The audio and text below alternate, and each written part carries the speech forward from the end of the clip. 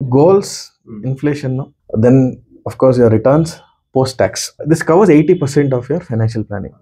ಇದು 80% ಅಂತ ಏನಕ್ಕೆ ಹೇಳಿದೆ ಅಂದ್ರೆ this is specific reason.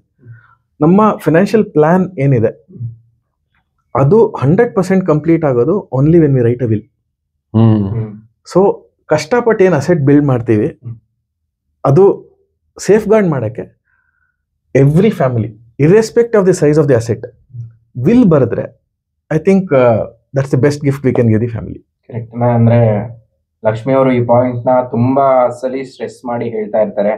I think ಎಷ್ಟೇ ನಾಲೆಜಬಲ್ ಪರ್ಸನ್ ಆಗಿರ್ಲಿ, ಮೇ ಬಿ ಇನ್ವೆಸ್ಟಿಂಗ್ ಎಷ್ಟೇ ಚೆನ್ನಾಗಿ ಮಾಡ್ತಾ ಇರ್ಲಿ, ಈ ಫಂಡಮೆಂಟಲ್ ಪಾಯಿಂಟ್ ನ ಮಿಸ್ ಮಾಡ್ತಾರೆ.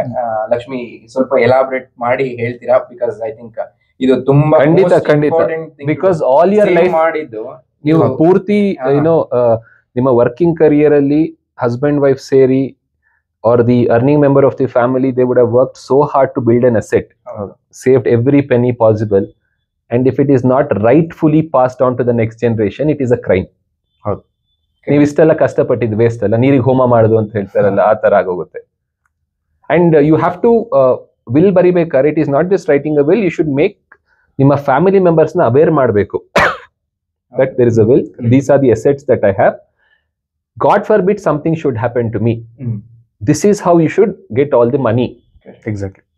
Because if something happens to the earning member, already they will be under extreme pressure and stress. ಆ ಟೈಮಲ್ಲಿ ಇದೇ ಒಂದು ದೊಡ್ಡ ಫಿಗರಿಂಗ್ ಔಟ್ ಎಲ್ಲಿಂದ ದುಡ್ಡು ತರೋದು ಅನ್ನೋದೇ ಒಂದು ದೊಡ್ಡ ಇಶ್ಯೂ ಆಗಬಾರ್ದಲ್ಲ. That is the reality. I am sorry but this is the brutal reality. See most of the financial planners ಏನಾಗುತ್ತೆ, ನೀವು ಒಂದು ಕ್ಲೈಂಟ್ ಹತ್ರ ಈ ಟಾಪಿಕ್ ಮಾತಾಡುವಾಗ it can sensitive, it's very sensitive topic. ಕೆಲವರು ಏನ್ ಅನ್ಕೋತಾರೆ, do you think I am going to die soon ಅಂತ, they'll take it the other way. But thankfully ನಮ್ಮ ಕೇಸಲ್ಲಿ most of our clients, most of the people whom you spoken about this topic ಅಲ್ಲ, right spirit ಅಲ್ಲಿ ತಗೊಂಡಿದ್ದಾರೆ. They understood the importance. So ಇದರಲ್ಲಿ few important steps like Ashwin rightly mention ಅಲ್ಲ, first step estate consolidation ಅಂತ ಹೇಳ್ತೀವಿ. Estate consolidation ಅಂದ್ರೆ ಏನು? ನಿಮ್ಮ ಇನ್ವೆಸ್ಟ್ಮೆಂಟ್ಸ್ ಎಲ್ಲ ಏನೇನು ಇದೆಯೋ ಒಂದು ಲಿಸ್ಟ್ ಮಾಡಿ, ಸಿಂಪಲ್ ಆಗಿ ಎಕ್ಸೆಲ್ ಅಲ್ಲಿ ಮಾಡಿ. ಆ ಇನ್ವೆಸ್ಟ್ಮೆಂಟ್ಸ್ ಡಾಕ್ಯುಮೆಂಟ್ಸ್ ಇದ್ರೆ ಆ ಡಾಕ್ಯುಮೆಂಟ್ಸ್ ಎಲ್ಲಿ ಸಿಗತ್ತೆ ಅದನ್ನು ಮೆನ್ಷನ್ ಮಾಡಿ. ಈ ಎಂಟೈರ್ ಇನ್ಫಾರ್ಮೇಶನ್ ನ ಫ್ಯಾಮಿಲಿ ಮೆಂಬರ್ಸ್ ಜೊತೆ ಶೇರ್ ಮಾಡಿ. This process is called estate consolidation. As simple as that. ನೀವು ಒಂದು ಅರ್ಧ ದಿನ ಕೂತ್ಕೊಂಡ್ರೆ ಇದು ಮಾಡ್ಬೋದು. ಎಫ್ ಡಿಸ್ ಈ ಬ್ಯಾಂಕು, ಮ್ಯೂಚುವಲ್ ಫಂಡ್ಸ್ ಈ ಡಿಮ್ಯಾಟು, ಸ್ಟಾಕ್ ಇನ್ವೆಸ್ಟ್ಮೆಂಟ್ಸ್ ಇಷ್ಟು, ಪೋರ್ಟ್ಫೋಲಿಯೋ ಮ್ಯಾನೇಜ್ಮೆಂಟ್ ಪ್ರಾಡಕ್ಟ್ಸ್ ಇಷ್ಟು, ಆಲ್ಟರ್ನೇಟ್ ಇನ್ವೆಸ್ಟ್ಮೆಂಟ್ಸ್ ಇಷ್ಟು, ರಿಯಲ್ ಎಸ್ಟೇಟ್ ಅಲ್ಲಿ full schedule and sale deed ಎಲ್ಲಿದೆ, ಲಾಕರ್ ಅಲ್ಲಿ ಇದೆಯಾ, ಮನೇಲಿ ಇದೆಯಾ, ಕಂಪ್ಲೀಟ್ ಡೀಟೇಲ್ಸ್ ಕರೆಕ್ಟ್ ಎಲ್ಲ ಒಂದ್ ಕಡೆ ಹಾಕಿ ಶೇರ್ ಮಾಡೋದು. And insurance insurance also the primary documents, original PAN, original Aadhaar.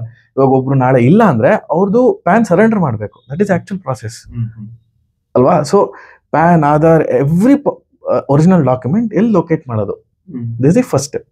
ಇದು ಆದ್ಮೇಲೆ ದೆನ್ ಪ್ರತಿ ಫ್ಯಾಮಿಲಿಗೆ ದೇ ಹ್ಯಾವ್ ಮಲ್ಟಿಪಲ್ ಆಪ್ಷನ್ಸ್. ಒಂದು, they can write their own will.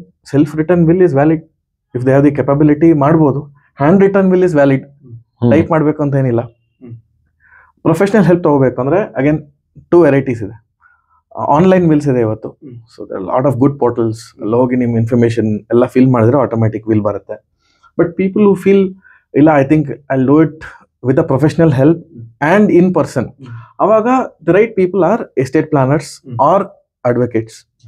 So get a will drafted. And when yavaga registered ಮಾಡಬೇಕು ಮಾಡಬಾರದು ಅಂತ how do you suggest, I mean how do you go about it? Alla good point. So registration of the will is recommendatory, not mandatory. So unregistered will also is valid. Yes, is also valid unless there is a complication in the exactly family tree. Registration is recommended. ಯಾವಾಗ ಹೇಳ್ತೀವಿ ಅಂದ್ರೆ, ಇವಾಗ ನಾನು will ಬರೀತಾ ಇದೀನಿ, it's ನಾನು I am forcing some conflict with in my kids, ಅವಾಗ better to safeguard that ನಾನು I will write a will. Will ಅಲ್ಲಿ few important aspects, of course the advocates and estate planners are the right people guide ಮಾಡಕ್ಕೆ. But ಎಷ್ಟು specific ಆಗಿರ್ತೀವೋ ಅಷ್ಟು ಒಳ್ಳೇದು. ಅಂದ್ರೆ ಕೆಲವು ಕೇಸಸ್ ಅಲ್ಲಿ ಈ ಫೈಟ್ಸ್ ಏನಿದೆ ಅದು ಚಿಕ್ಕ ವಿಷಯದಿಂದ ಬರೋದು. ಇವಾಗ ಅವ್ರು ಏನ್ ಮಾಡಿರ್ತಾರೆ ವಿಲ್ ಅಲ್ಲಿ, ನನ್ನ ಹತ್ರ ಗೋಲ್ಡ್ ಆರ್ನಮೆಂಟ್ಸ್ ಇಷ್ಟು, ಇದು ಎಂಟೈರ್ ಗೋಲ್ಡ್ ಡಿವೈಡ್ ಬೈ 2 ಅಂತ. ಅಲ್ಲೇನ್ ಗೊತ್ತಾ, ಸೆಂಟಿಮೆಂಟಲ್ ವ್ಯಾಲ್ಯೂ, ಈ ಚೈನ್ ನಂಗೆ ಬೇಕು ಅಂತ ಜಗಳ ಬರುತ್ತೆ. So better to specify which ornament for whom. ಅದೇ ತರ ಒಂದು ರಿಯಲ್ ಎಸ್ಟೇಟ್ ಇರುತ್ತೆ, ಇಲ್ಲಿ ನನಗೆ ಬೇಕು, ಅದಕ್ಕೆ ವಿಲ್ ಅಲ್ಲಿ ಎಷ್ಟು ಕ್ಲಿಯರ್ ಇದ್ರೆ ಅಷ್ಟು ಒಳ್ಳೇದು. ಗ್ರೌಂಡ್ ಫ್ಲೋರ್ ಇವ್ರಿಗೆ, ಫಸ್ಟ್ ಫ್ಲೋರ್ ಇವ್ರಿಗೆ ಅಂತ ಬರ್ದ್ರೆ ಇನ್ನೂ ಒಳ್ಳೇದು. ರೋಡ್ ಸೈಡ್ ಜಾಗ ನನಗೆ ಬೇಕು, ನಾರ್ತ್ ಈಸ್ಟ್ ನನಗೆ.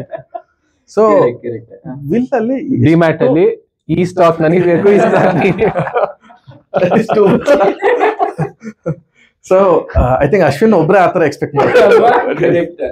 ನಾವೆಲ್ಲ ನಮ್ಗೆ ಇಷ್ಟು ಬಂದ್ರೆ ಸಾಕು ಅಂತ ಯೋಚನೆ ಮಾಡ್ತಿರ್ತೇವೆ. What we trying to say is ಎಷ್ಟು ಟೈಮ್ ತಗೊಂಡು ಡೀಟೇಲಿಂಗ್ ಆಗಿ ನಾವು ವಿಲ್ ಬರೀತೀವೋ ಅಷ್ಟು ಒಳ್ಳೆ.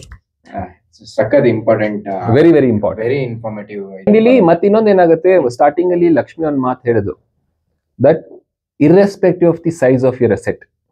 ಕೆಲವರು ಅದು ವಿಲ್ ಅಂದ್ರೆ ಬರೀ ಕೋಟ್ಯಾಧೀಶ್ವರ ತುಂಬಾ ಪ್ರಾಪರ್ಟೀಸ್ ಇರೋನು, ಎವ್ರಿ ಪೆನಿ ಇಸ್ ಇಂಪಾರ್ಟೆಂಟ್ ಅಲ್ಲ. ಬ್ಯಾಂಕಲ್ಲಿ 10,000 ರೂಪಾಯಿ, if you have earned it and you want that money to go to your ನಿಮ್ಮ ಬೆನಿಫಿಷಿಯರೀಸ್ ಹೋಗ್ಬೇಕು ಅಂದ್ರೆ ವಿಲ್ ಬರೀರಿ, and be very very specific. One important aspect here is will ಬರೆದ್ರೆ it will override all nominations. So ನೀವು nomination by chance ಎಲ್ಲೋ ಒಂದು miss ಮಾಡಿದ್ರು will ಅಲ್ಲಿ cover ಆಗಿರುತ್ತೆ.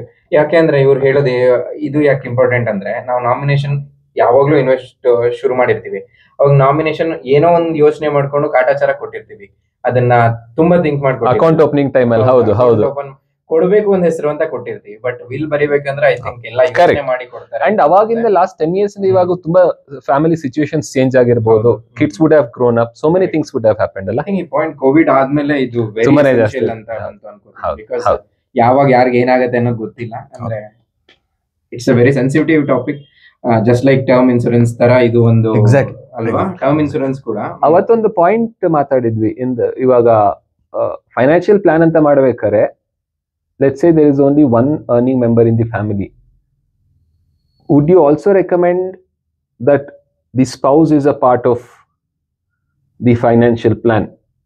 Any day ಇಬ್ರು husband wife should know everything. ಅಂದ್ರೆ ನೀವು ಇದನ್ನ ಒಂದು ಡಾಕ್ಯುಮೆಂಟ್ರಿ ಕ್ರಿಯೇಟ್ ಮಾಡ್ಬಿಟ್ಟು ಅವ್ರಿಗೆ ನಾನು ಇಲ್ಲ ಅಂದ್ರೆ ಸಿಗೋ ತರ ಮಾಡ್ಬೇಕು, ಆ ತರ ಪ್ಲಾನ್ ಮಾಡ್ಕೋಬೇಕು, ಅಥವಾ ಓಪನ್ ಆಗಿ ಎಲ್ಲ ಹೇಳ್ಬೇಕು? ಅಂದ್ರೆ ಕೆಲವ್ರಿಗೆ ಏನ್ ಅನ್ಸುತ್ತೆ, ನಂಗೆ ಓಪನ್ ಆಗಿ ಹೇಳ್ಬೇಕು ಅಂತ ಇರಲ್ಲ, ಇದೇನಾದ್ರೂ ಪ್ರಾಬ್ಲಮ್ ಏನಾದ್ರು ಕ್ರಿಯೇಟ್ ಮಾಡುತ್ತಾ ಆ ತರ ಏನಾದ್ರು? ಸಿ ಅಗೇನ್ ಅದು ಇಂಡಿವಿಜುವಲ್ ಸಿಚುವೇಶನ್ ಬೇಸಿಸ್ ಮೇಲೆ, but on the overall, on the overall, on the outside ಫ್ಯಾಮಿಲಿಗೆ ಎಷ್ಟು ಇನ್ಫಾರ್ಮೇಶನ್ ಗೊತ್ತಿರುತ್ತೋ ಅಷ್ಟು ಡೇ ಟು ಡೇ ಎಕ್ಸ್ಪೆನ್ಸಸ್ ಅದು ಸೆಕೆಂಡ್ರಿ. ಬಟ್ ಓವರ್ ಆಲ್ ನಮ್ಮ ಅಸೆಟ್ಸ್ ಇಲ್ಲಿದೆ, if something happens to me documents ನ ಇಲ್ಲಿ ಲೊಕೇಟ್ ಮಾಡಬೇಕು, this is how you liquidate, this is how you get the money ಅನ್ನೋದು is very on the macro level ಅಲ್ಲಿ ಗೊತ್ತಿರೋದು ಅನುಕೂಲ ಯಾವತ್ತು.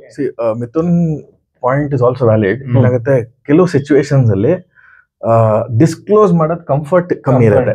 ಅವಾಗ ಏನಾಗುತ್ತೆ Mithun, the right way is let's say family members ಜೊತೆ ಡಿಸ್ಕಸ್ ಮಾಡಕ್ ಆಗ್ತಿಲ್ಲ ಅಂದ್ರೆ ವಿಲ್ ಅಲ್ಲಿ ಒಂದು ಟ್ರಸ್ಟಿ ಎಕ್ಸಿಕ್ಯೂಟರ್ ಅಂತ ಮೆನ್ಷನ್ ಮಾಡ್ತೀವಿ. ಎಕ್ಸಿಕ್ಯೂಟರ್ ಅಂದ್ರೆ executor is the person whom I trust the most when I am writing the will.